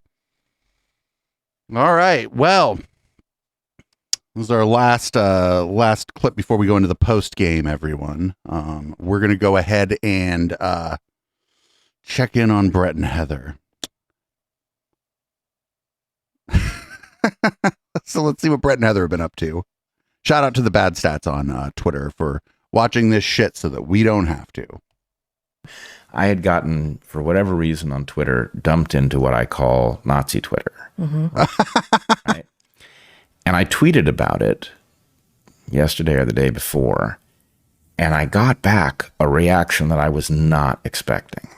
When I say Nazi Twitter, I am talking about a part of Twitter where swastikas are not viewed as negative, where Hitler is quoted in an effort to illustrate that he is not who we were told he was. In fact, the idea that is commonly circulated in this part of Twitter is that the television is lying to you, which I'm sure it is, but that the television is lying to you, that Hitler actually was not interested in war. He was. This guy's like, I have been deeply engaged in the culture war and in baseless conspiracism for the last few years. And now, I don't know how this happened, but now there's like a bunch of Nazis following me and commenting on my stuff. And now I see Nazi posts because maybe I followed some of them back not knowing they were Nazis. I don't know, Brad. I don't know how that happened to you, friendo. Was interested in peace, and that the narrative that has been created around him in the aftermath of the Holocaust and World War II is a construction of, you guessed it, Jews in Hollywood. Right? Now, amazing. But then here's the crazy part. He's like, I've been blowing this dog whistle for a very long time, but I've also had earplugs in. I took off the earplugs, and I hear all these dogs barking. That's not every account. Okay. Most of the accounts over in that land are replying there. And there are some people over there that I know, people who have actually defended us in some cases. These people are not Nazis, but they are now trafficking in a kind of sophistication. This is amazing. Or false sophistication that I know what it is because, frankly, I wrote a paper on it in college saying, here is what this impulse to genocide actually is. To watch people now trafficking in Hitlerian revisionism, including, seriously, we're talking about accounts who have been, in one case, an important COVID dissident account. It's an anonymous account, so I don't know who it is, but it was important. We're talking about people who should know better. If you sleep with dogs, you get fleas. He just figured this out. Like every conspiracy theorist isn't a fascist or like a Hitler apologist, but you go deep enough down any rabbit hole, and at the bottom of the rabbit hole is that racist drawing of a Jewish person with the big nose and shit. And I can't imagine he didn't know. Well, I don't know. For a while, I thought these people were just grifting, but more and more, I'm starting to think that they're fucking stupid. Anyway, apparently, here's Heather's response to this, saying that she's noticing also some of her culture war friends on Twitter believe regressive things about women. What I'm hearing from you talking about this and what I'm seeing over in relations between the sexes is, okay, full stop, we're done. All of that was a mistake. Let's go back to trad everything. Racist, misogynist, everything. Fucking, I can't fucking believe this. Homophobic, all of it, right? And it can be easy, if you're not paying any attention at all, to think that those of us who are critiquing the overreach, the bludgeoning of people with actually new racist things and newly sexist ideas are part of the problem. Imagine it just dawning on you one day from the middle of your fucking podcast that you're a useful idiot. Because that's what we're seeing happen here. These people are just useful idiots. But it is a new, this call to tradition, this call to what has already been is so often what you're seeing and what you're calling Nazi Twitter and what I'm seeing, and I don't have a name for it yet, but it's called your followers. It's called the people watching your show right now. What is being revealed in a lot of the trans ideology is this, like, okay, part of the problem, you know what I see? Oh, the problem is that women got the vote. Really? That's where we are? We're allowed to say that now? I mean, those are your followers, though. Yeah, I don't know what to tell you. Oh, okay. So guess what, pseudo-lefties? This is your making. Wait, this is my fault now? Or does she mean, because I mean, I am every communist's favorite shit lib. She's talking to me, pseudo-lefty. This is my fault. This is going to be great. She's going to be like, you know what? You just did too much of the transing. You were just too nice to the trans people, and you just talked too much shit to the bigots. And now the bigots hate me. No, lady, they hated you the whole time. Like this is something that you have helped create. You have helped bring out into the public with strength, because you are saying things that are so insane that people are looking around going like, what can I do? Maybe the only thing I can do is to seek to reverse the clock by 150 years and see if we can't start over from there. Back in an era when not nearly as many people had voices because of immutable characteristics of their birth. And no, none of us should want to go back there, but of course people... Except your followers do. And these people you're talking about are very, very grateful for all the help you've been giving them over the last 3 or 4 years, to be perfectly honest. Like, no, the lefties that they're talking about who made this happen are the ones who were trying to tell them this whole time that this is what was going to happen, that this is what they were enabling. And then you blocked us all. You blocked us all. You called us bad faith actors. You refused to have anybody on your show who might give you an opposing view on any of this stuff this whole time. And now you're like, well, I was making this house, and now I've built the house. So here's more. And the problem is that there is, birth control is simultaneously a tremendous gift, right? One that if you use it irresponsibly can wreck your civilization. Wait, what? But if you leverage it correctly. Whoa, they're going to go into birth rate shit now. Whoa, what? Hey, wait a minute. Hold on. I wonder why people think that you're one of them. Whether they think, hey, this is our guy. To do both things, right? A woman who wants to have children and to build a career can now control the timing of her family and the size of her family.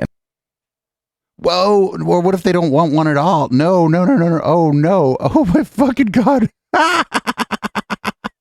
They're like, oh, these people think we're just like them. And then they're like, here, let's remind them that we are. Here we go. Got one last clip of Brother before we play Boomers and go on into even more wild things. Here's the last clip. This is amazing. This is the best thing I've ever seen.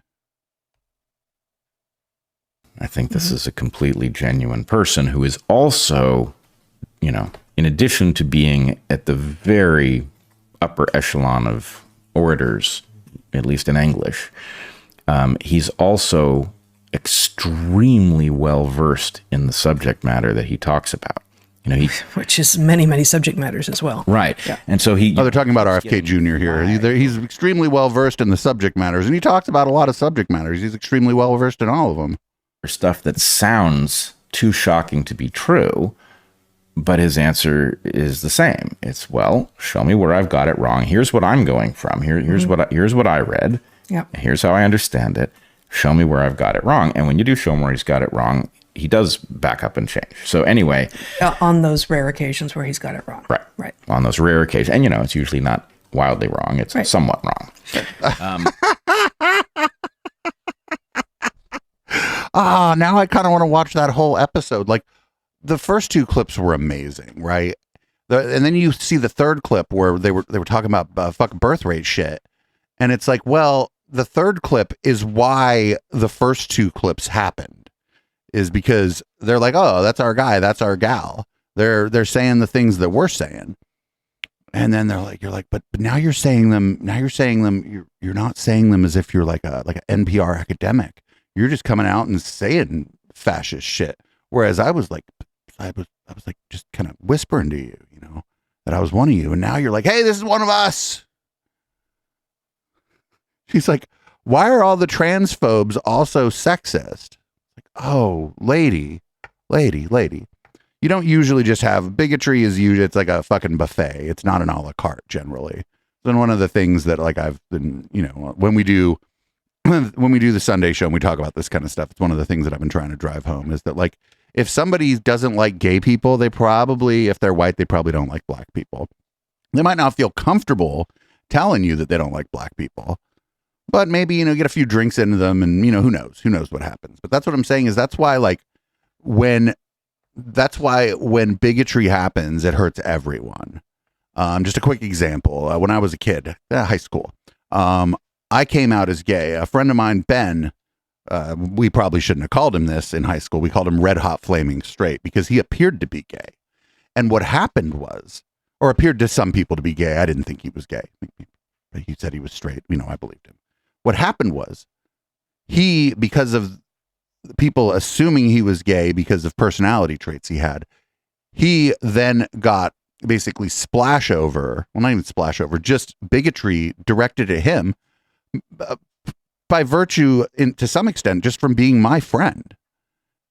And that's like an example of why bigotry hurts everyone. That's why we need to try to stop it to the extent that we can whenever we see it, because it never stops at whatever the bigoted party or the bigoted group claims the intended target is. They always got a list, right?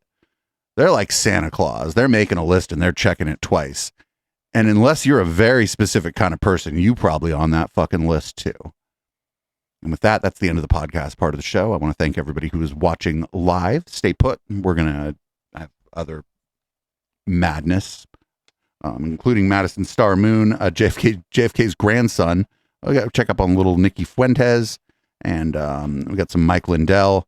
And then there's an Aussie cooker called Guru. And then Tiny Dancer Ben does a 45-minute review of the Barbie movie, which I'm sure you're all pretty excited to observe. This is Boomers by Periscope. I don't have to change the color of the lights in the studio because we started late and I decided to go with red lights all evening. But I will change the content of my drink. I'll be right back, everybody. Just kick it. And thanks again, podcast listeners. Go to echoplexmedia.com/support to find a way to join, either via Fourth Wall or Patreon, and you can download the entire video if you want.